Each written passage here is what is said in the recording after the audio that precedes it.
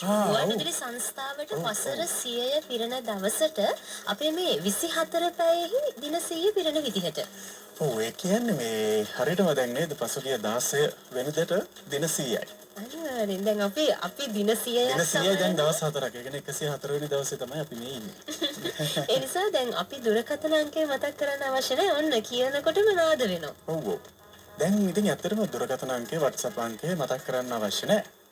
අනිවාර්යෙන්ම මේ අපි වහගෙන ඉන්න සියලු දෙනා දන්නවා 0112691992 කියන්නේ අපේ දුරකථන අංකය. දුරකථන ඇමතුම් දෙන්න පුළුවන්, භාග්‍යයට කතා කරන්න පුළුවන් අංකය. ඒ වගේම තමයි WhatsApp අංකය 0776 ඒ යෝෂාන්ට මෙසේජ් කරන්න පුළුවන් අංකය. පොඩි chat එකක් දාන්න පුළුවන් මේ පැත්තට ආවොත්. ඉතින් එහෙම තමයි නේද? දැන් කතා බහට කලින් අපි ලස්සන හින්දි ගීතයක් රස විඳිමුද? හින්දි ගීතයකින් අද වැඩේ පටන් ගන්න. මට හිතෙනවා අද හින්දි ගීතයකින් පටන් ගමු කියලා. මේක ටිකක් බය හිතෙනව නේද? නෑ ආදරේ හිතෙනවා. රස්. මට මතකයි මම පොඩි කාලේ කටින පෙරහැරක් දවසක තමයි මේ චිත්‍රපටිය බැලුවේ යෝෂා. ඒකට බය යන්නේ. නෑ අර පාන්දර එනකන් ඇහැරලා කටිනෙට ඇහැරිලා හිටියේ ওই චිත්‍රපටියට බය වෙච්ච නිසා.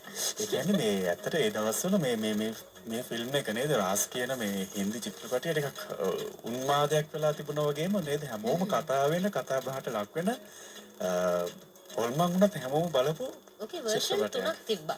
වර්ෂන් නෙමෙයිද?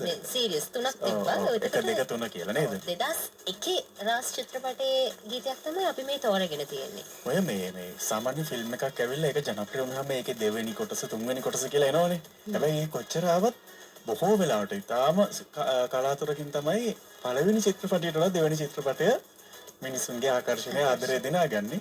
පළවෙනි චිත්‍රපටයට තියෙන ඒ ආදරය නම් ඉතින් ආයේ වෙනස් වෙන්නේ නැහැ මේ දෙකක් තුනක් ආවා කියලා. හැබැයි වෙනස මේ දෙවෙනි චිත්‍රපටය. හරි. අපි යන්න හදන්නේ දෙවෙනි චිත්‍රපටයේ ගීතයකට. අහලම් බලමු නේද එහෙනම්? අනිවාර්යයෙන්.